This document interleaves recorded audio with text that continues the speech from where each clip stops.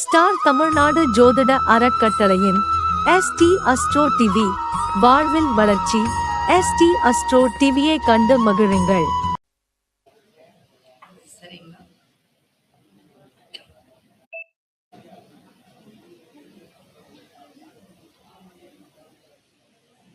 இன்று இங்க வந்திருக்கும் அனைவருக்கும் காலை வணக்கம். நான் முதலாக இங்க ஸ்டார் தமிழ்நாடு அறக்கட்டளை சார்பாக என்னை ராஜா சங்கர் அவர்கள் என்னை அழைத்ததற்கு மிகவும் நன்றி. முதலில் என்னுடைய அப்பா என்னுடைய தந்தை ஸ்ரீ வேதவியாசர் மா கல்யாண சுந்தரம் அவர்களுக்கும், என்னை ஜோதிடத்தில் அறிமுகம் செய்து என்னை ஜோதிடராக்கிய சுபம் மாரிமுத்து ஐயா அவர்களுக்கும், ஜோதிடத்தில் எனக்கு வழிகாட்டியாக ஒரு சகோதராக இருக்கும் முகுந்தன் முரளி ஐயா அவர்களுக்கும் முதற்கண் வணக்கம். இன்னைக்கு பாத்தீங்கன்னா கோச்சாரம் தசாபுத்தி. கோச்சாரம் அப்படிங்கிறது நம்ம வாழ்க்கையில நம்ம அன்றாடம் நடக்கக்கூடிய செயல். அது ஃபர்ஸ்ட் எல்லாருமே தெரிஞ்சுக்கோங்க. அன்றாடம் இப்ப நம்ம ஒரு ஜோதிடர்கிட்ட வருஷத்துக்கு ஒரு முறை, இல்ல 2 வருஷத்துக்கு ஒரு முறை, இல்ல 6 மாசத்துக்கு ஒரு முறை எடுத்துட்டு நம்ம ஜாதகம் எடுத்துட்டு போவோம் இல்லைங்களா? அப்ப அந்த வருஷத்துக்கு நம்ம அப்புறமா பாத்துக்கலாம் அப்படிங்கிறது இல்லாம டெய்லியும் அன்றாடம் நம்மளுக்கிட்ட வலம் வர்றது கோச்சாரம். இந்த கோச்சாரத்தை பத்தி நம்ம நல்லா தெரிஞ்சுக்கிட்டாலே நம்மளே தினமும் அதைய சில சூட்சமங்கள் மட்டும் நீங்க தெரிஞ்சுக்கிட்டா போதும். சூட்சமம் அப்படின்னா கோச்சாரம் அப்படிங்கிறது இன்றைய இந்த நேரத்தில் இப்ப நம்ம பேசிட்டு இருக்கிற நேரத்துல ஒரு குழந்தை பிறக்குதுன்னு வச்சுக்கோங்க. அந்த குழந்தைக்கு அது ஜாதகம், அது ஜனன ஜாதகம். அந்த ஜாதகம் தான் நம்மளுக்கு அது கோச்சாரம் இல்லைங்களா? நிமிஷம் ஒரு குழந்தை பிறக்குது, அந்த குழந்தைகளுக்கு அது ஜனன ஜாதகம், நம்மளுக்கு அது கோச்சாரம்.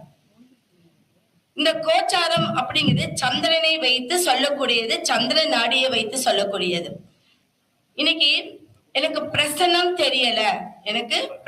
தெரியல, ஒருத்தர் வராங்க நம்ம கிட்ட ஜாதகம் கேட்க, இல்ல உங்களுக்கு ஜோதிடமே தெரியாதவங்க இருந்தாலும் இன்னைக்கு நம்மளுக்கு என்ன நடக்கும் அப்படிங்கறத தெரிஞ்சுக்கிறதுக்கு நம்மளுக்கு இந்த கோச்சாரம் ரொம்ப முக்கியமான ஒரு விஷயமா இருக்கு. பிரசனம் அப்படின்னா இன்னைக்கு எதுக்கு வந்திருக்காங்க, அவங்க எதுக்காக என்ன கேள்வி கேட்க போறாங்க, அவங்களுக்கு என்ன நடக்கும், இத நம்ம சொல்றதுதான் பிரசனம் இல்லைங்களா? ஆனா அதே கோச்சாரத்தையும் பிரசனமாக்கி நம்ம அவ்வளவு அக்யூரேட்டா சொல்ல முடியும். எப்படின்னு கேட்டா, இன்னைக்கு ஒரு எக்ஸாம்பிள் உங்களுடைய சந்திரன் இப்ப உங்களுக்கு இப்ப இப்ப 12 கட்டத்திலையும் உங்களுடைய சந்திரன் ஏதாவது ஒரு இடத்துல இருப்பார். அப்போ கோச்சாரத்திலயும் ஒரு இடத்துல இருக்காரு இல்லைங்களா? அப்ப தினமும் பாருங்க, உங்களுடைய சந்திரனுக்கு கோச்சார சந்திரன் எங்க இருக்கார். முதல்ல இப்ப நீங்க ரிஷப ராசின்னு வச்சுக்கோங்க. நீங்க ரிஷப ராசி, உங்க சந்திரன் எங்க இருக்கா? 6ஆம் இடத்துல இருக்காரா, 8ல இருக்காரா, 12ல, இந்த மறைவிடங்கள்ல ஃபர்ஸ்ட் இருக்காரா நீங்க பாத்துக்கோங்க. ஒண்ணு. அடுத்தது, உங்களுடைய சந்திரனுக்கு எத்தனாம் பாவம். இப்ப ஒருத்தர் கேக்குறாங்க, அவங்க ரிஷப ராசி, இப்ப இருக்கக்கூடிய கோச்சார சந்திரன் தனுசு.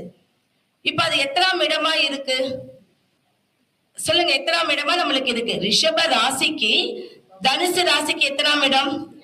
8ஆம் இடம். இப்ப நம்ம என்ன சொல்லுவோம்? இப்ப ஒருத்தர் நம்ம கிட்ட பிரச்சனமே வேண்டாம், இப்ப நம்ம ஒருத்தர் வந்திருக்காங்க, என்ன சொல்லுவோம், எப்படி அவங்களுக்கு சொல்லுவோம் அப்படின்னா, அந்த கோச்சார சந்திரனுக்கு எந்தெந்த கிரகங்கள் திரிகோணம்னு எடுத்து வச்சுக்கோங்க. 1, 5, 9 இருக்கு இல்லையா?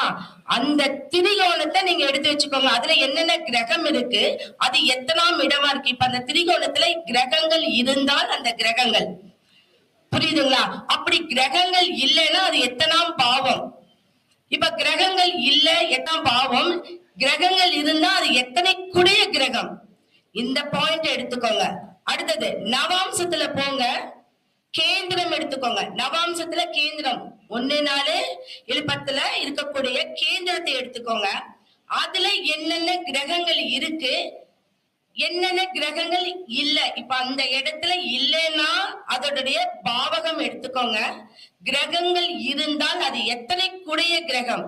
இந்த எடுத்த பாயிண்ட் எடுத்துட்டீங்களா, அதை பத்தின கேள்வி மட்டுமே தான் கேட்பாங்க. வேற எந்த கேள்வி நீங்க வந்து 1ஆம் பாவத்துல இருந்து நீங்க சொல்லவே வேண்டாம். உங்களுக்கு நீங்க வளர்ந்தது போனது பிடிச்சதெல்லாம் எதுவுமே சொல்லாம இந்த சந்திரன் எங்க தொட்டு வந்தார். இப்ப வந்து நான் சொன்ன ஒரு இது வந்து ரிஷபம்னு சொன்னேன். அப்போ ரிஷபத்துக்கு எத்தனை நாள்ல தொட்டு வந்திருக்காரு நீங்க ஒரு கால்குலேஷன் போட்டுக்கோங்க. இப்ப அவருடைய அவர் வந்த நேரம் ரிஷப ராசிய 2 நாள் நாளிகையே பின்னோக்கி கொண்டு வாங்க. அப்ப அந்த நாள்ல ஒரு 20 நாள் வருது நம்மள இந்த ராசியை நம்ம தொட்டு வந்திருக்கு.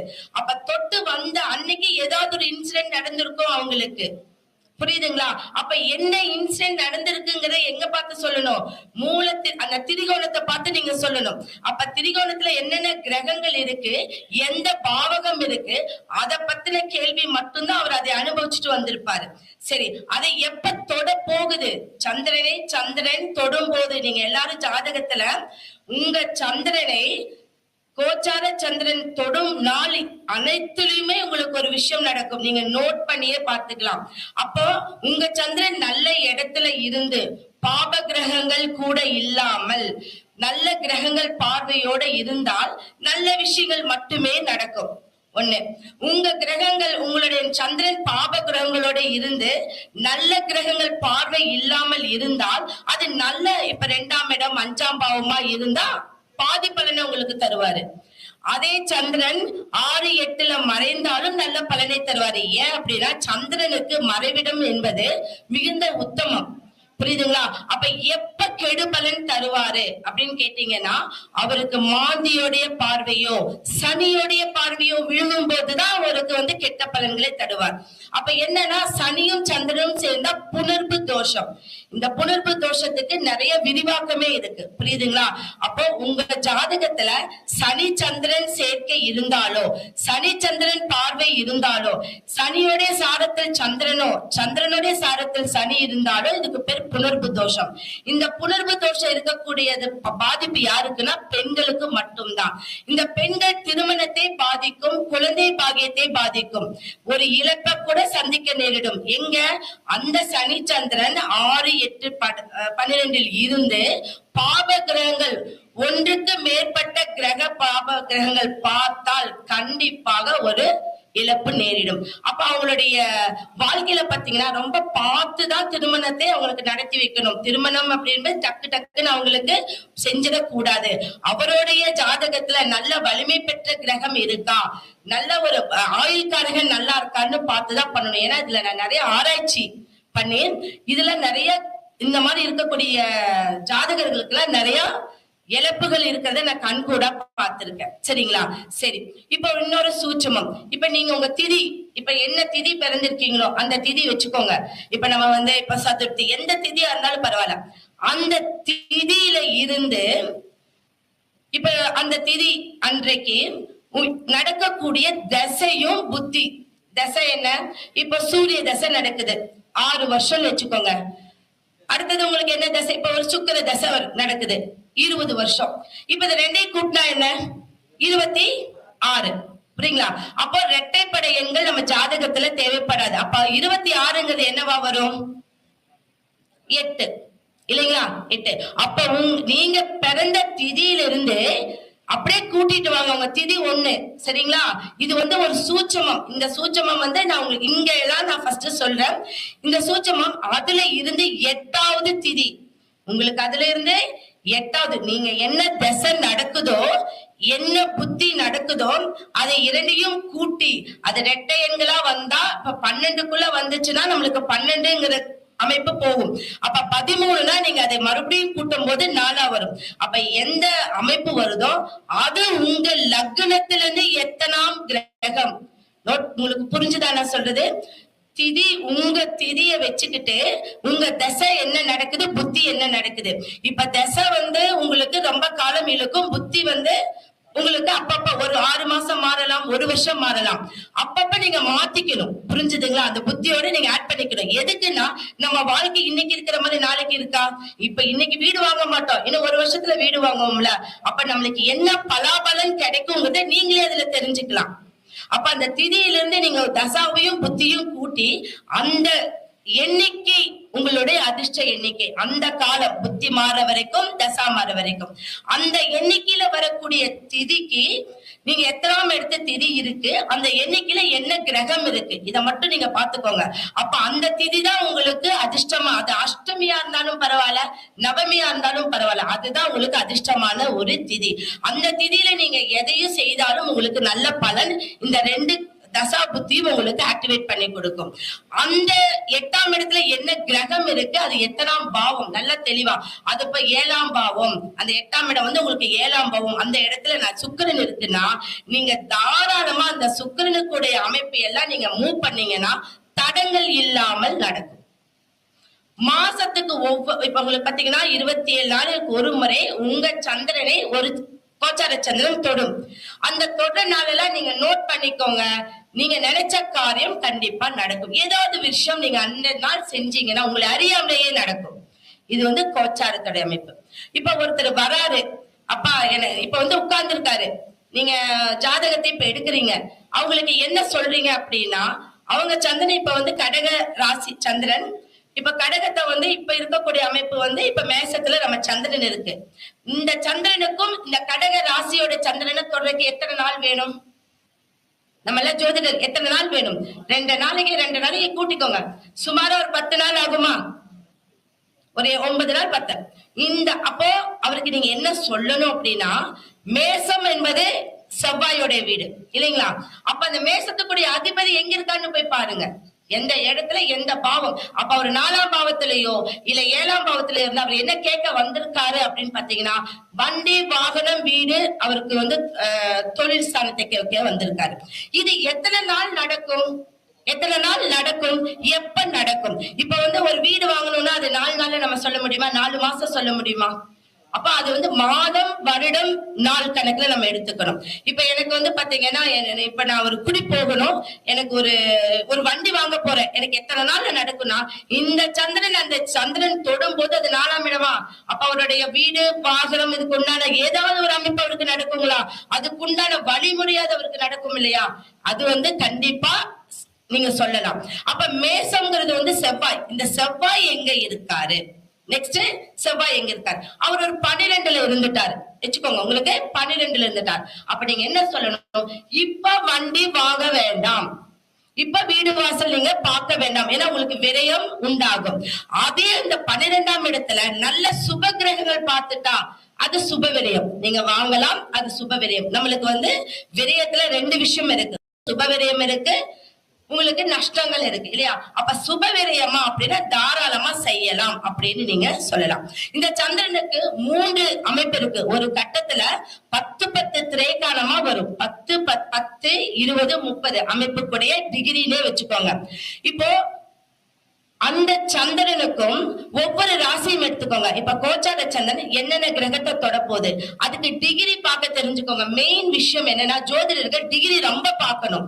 இந்த டிகிரி பார்த்தா மொத்தம் நம்மளுக்கு 30 டிகிரி ஒரு கட்டத்துல, அதுல 15ஆ பிரிச்சுக்கோங்க.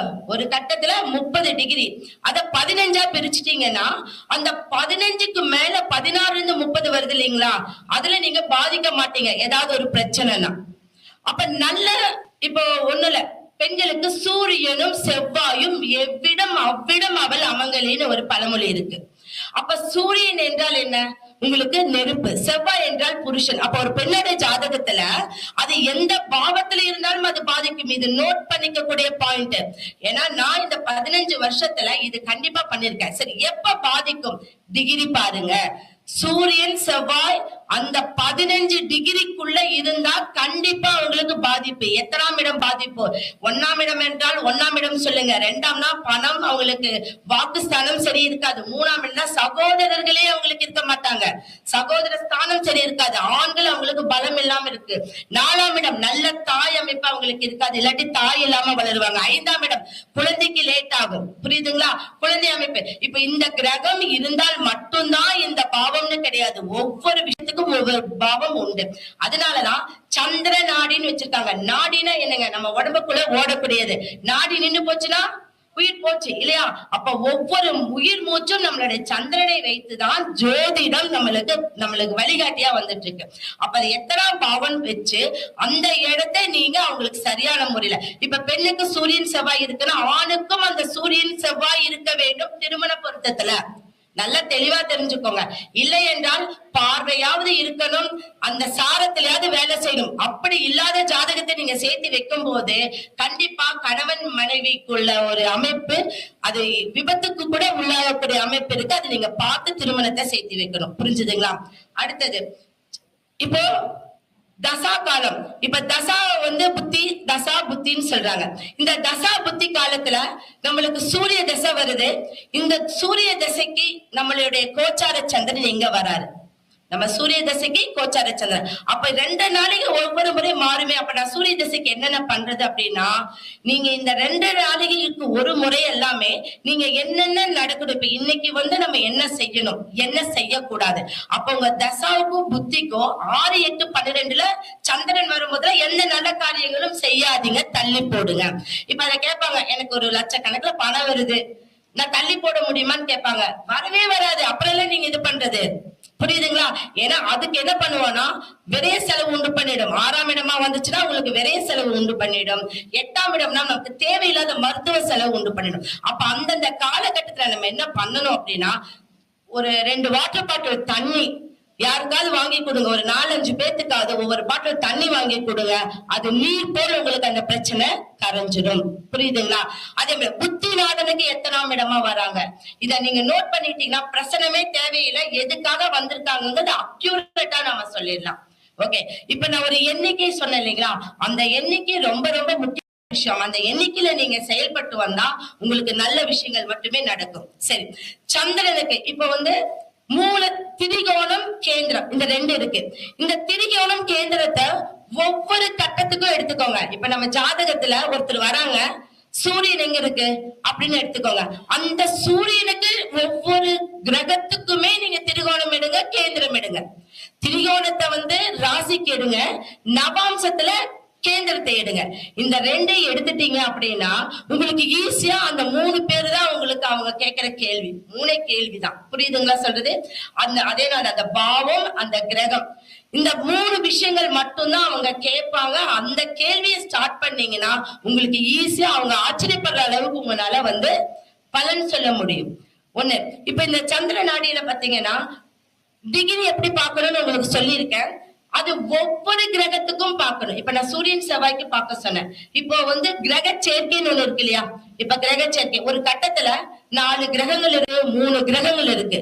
கிரக சேர்க்கை இப்போ செவ்வாய், ராகு, புதன் எல்லாமே இருக்கு.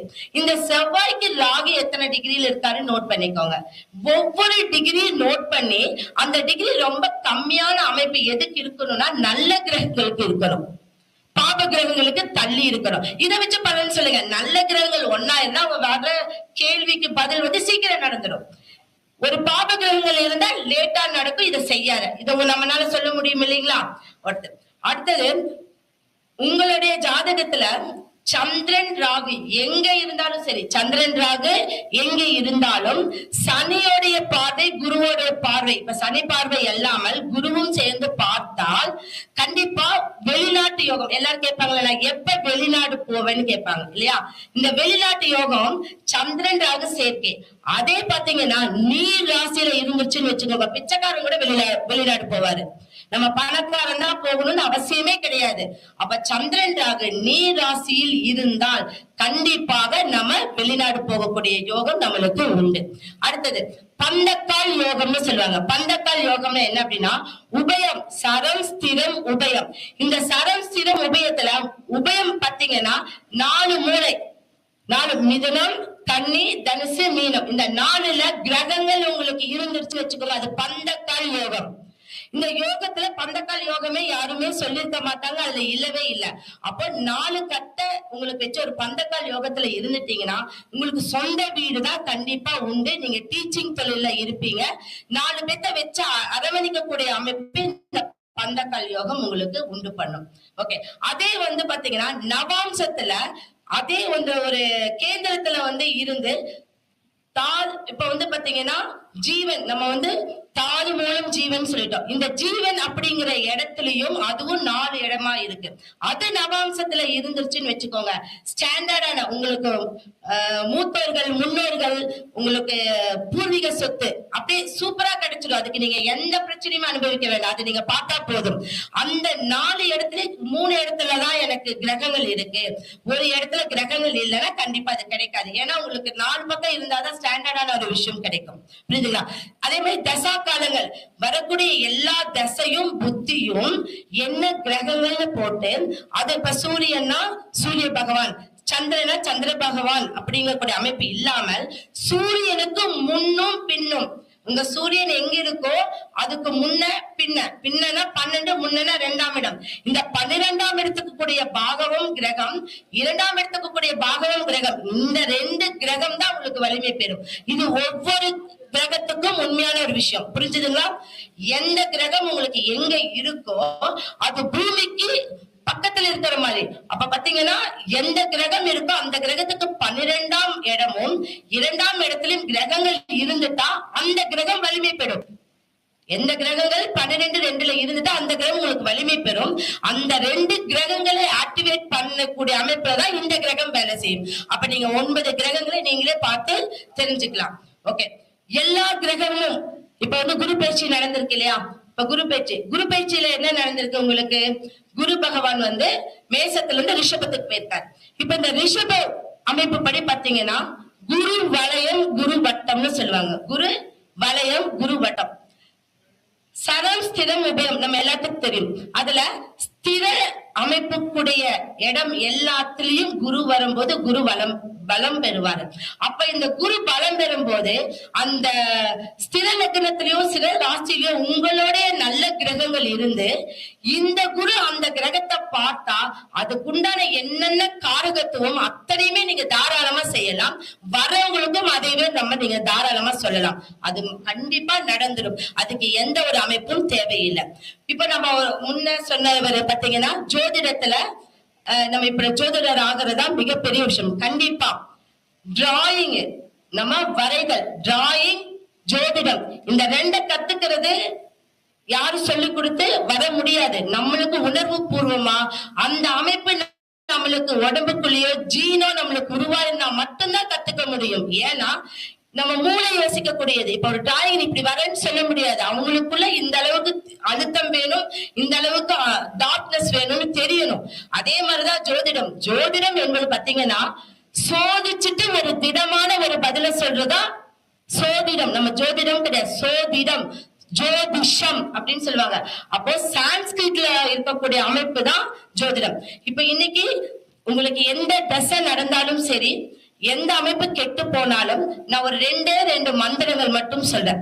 இந்த 2 மந்திரங்கள் மட்டும் நீங்க வச்சுக்கிட்டீங்கன்னா எல்லா விஷயத்துல இருந்தும் நீங்க தப்பிச்சலாம். இது நான் வந்து 35 வருடத்துக்கு முன்னாடி எனக்கு ஒருத்தர் எனக்கு வந்து ஒரு ஐயர் அவர் வந்து எனக்கு இந்த மந்திரத்தை சொல்லி கொடுத்தாரு. இந்த மந்திரம் எதுக்கெல்லாம் உபயோகப்படும்? நான் முதல் சொல்லக்கூடிய மந்திரம் எதுக்கு உபயோகப்படும் அப்படின்னா, குழந்தை சுகப்பிரசவம் ஆவதற்கு, திருமணம் தடை இல்லாமல் இருப்பதற்கு, ஏஜ் அட்டன் பண்ணாம இருப்பாங்க இல்லையா, குழந்தை ரொம்ப நாள் ஏஜ் அட்டன் பண்ணாம இருப்பாங்க அவங்களுக்கு, லேட்டான திருமணம், இது எதுக்கெல்லாம் லேட்டான திருமணம். அடுத்தது அவங்க வீட்டுல அடிக்கடி விபத்து ஸ்தானம் நடக்காமல் இருக்க.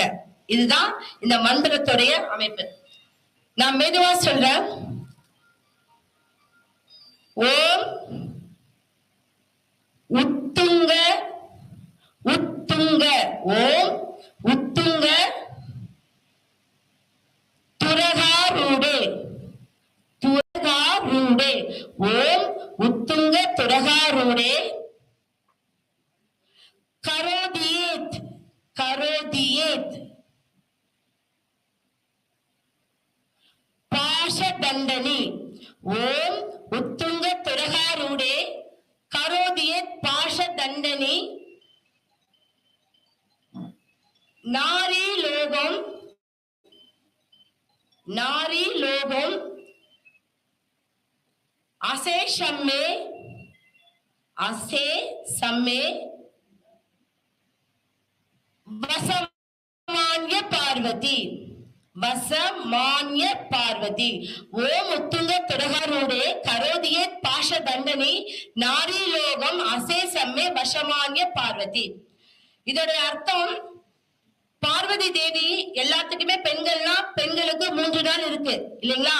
நம்மளுடைய ஒதுக்கி வைக்கப்படக்கூடிய நாட்கள் 3 நாட்கள். அப்போ கடவுளுக்கே இருக்காம் அந்த அமைப்பு படி. அப்போ ஈஸ்வரனை விட்டு 5 நாட்கள் பார்வதி தேவி தனியாக இருந்து அந்த 5 நாட்களுக்கு அப்புறம் ஈஸ்வரனை நோக்கி ஓடுறாங்க. அவங்க என்னுடைய கணவனை பார்க்க வேண்டும் என்பது அவ்வளவு ஆர்வமா போறாங்களாம். அப்போ அந்த லோகத்துக்கு போகும்போது யாரு வெள்ளை புடவியில், அவங்க வெள்ளை புடவியில் 3 லோகத்தையும் கடந்து ஈஸ்வரனை சந்திக்க போறாங்க. அப்ப யாராவது அவங்க கிட்ட நீங்க ஏதாவது கேட்டா அவங்கள திரும்பி கூட பார்க்க மாட்டாங்களா, அந்த வரத்தை அவங்களுக்கு கொடுத்துருவாங்களாம். இது பழைய காலத்து ஒரு மந்திரம். அந்த டைம்ல அம்மன் கிட்ட பார்வதி தேவி கிட்ட என்ன கேட்டாலும் அவங்க வெள்ள மனசோட நல்லவன் கெட்டவன் யாரையும் பார்க்காம கொடுத்துருவா. இது இந்த மந்திரத்தோட வலிமை. இந்த மந்திரத்தை பிரசவமா இருக்கக்கூடிய அவங்க 5 மாதத்துல இருந்து இதை சொல்லி நீங்க நல்லெண்ணெய், விளக்கெண்ணெய், தேங்காய் எண்ணெய் கலந்து ஒரு மயிலிறகுல வயிற்றுல நீங்க தடவிட்டு வரும்போது கண்டிப்பா உங்களுக்கு சுகப்பிரசவம் ஆகும். நீங்க அதை நோட் பண்ணிட்டு நீங்க சொல்லுங்க, கண்டிப்பா உங்களுக்கு சுகப்பிரசவம் ஆகும். புரியுதுங்களா?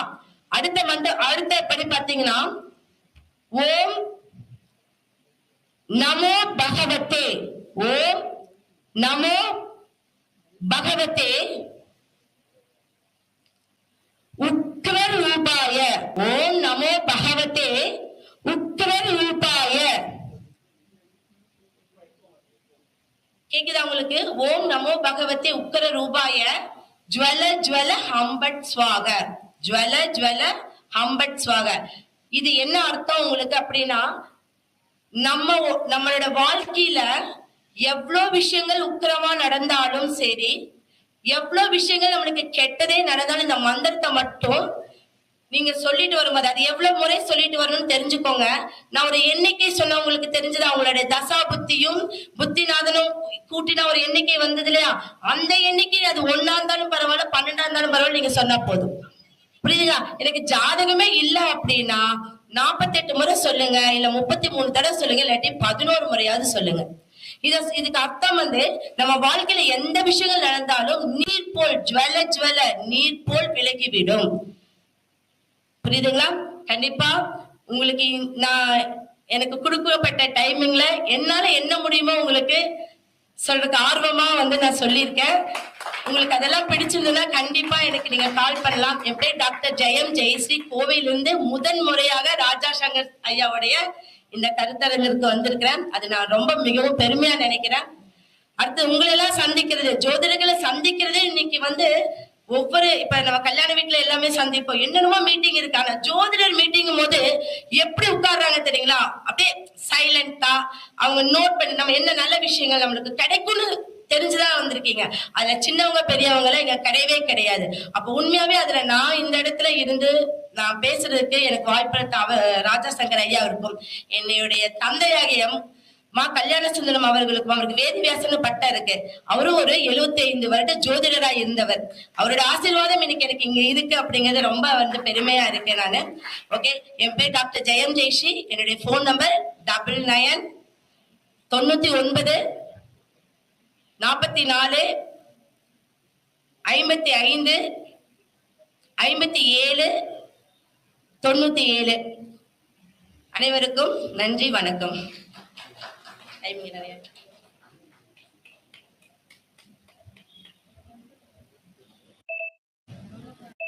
நமது கோவையைச் சேர்ந்த ஜெயஸ்ரீ அம்மா அவர்கள் கோச்சாரம் தசாபத்தியும் என்பதை அனுபவ ரீதியாகவும் சந்திர நாடியை வைத்தும் நிறைய கடைசியா பாத்தீங்கன்னா 2 மந்திரங்களை சொல்லி அம்மா சிறப்பா முடிச்சிருக்கிறாங்க. அம்மா அவர்களுக்கு நமது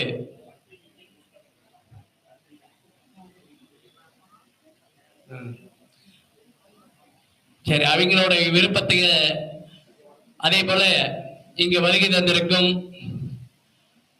அதாவது ஒரு நிகழ்ச்சியை இப்படிதான் நடத்தணும் என்று எங்களுக்கு சொல்லிக் கொடுத்தார். அருமை ஐயா மகரிஷி ஜோதிட ஆராய்ச்சி அறிவத்தின் தலைவர் முகந்தன் முரளி ஐயா அவர்களை விழா மேடைக்கு வருக வருக என வரவேற்று ஜெய்ஸ்ரீ அம்மாவே விருப்பப்பட்டு ஐயா கையால எனக்கு பொன்னாட போத்தணும் அப்படின்னு இருக்கிறாங்க. ஐயா அவர்களால் மரியாதை செய்யப்படுகிறது. அவங்க பேசுனது பிடிக்கலையா? அவங்களுக்கு கைத்தட்டல் கம்மியா இருக்கு.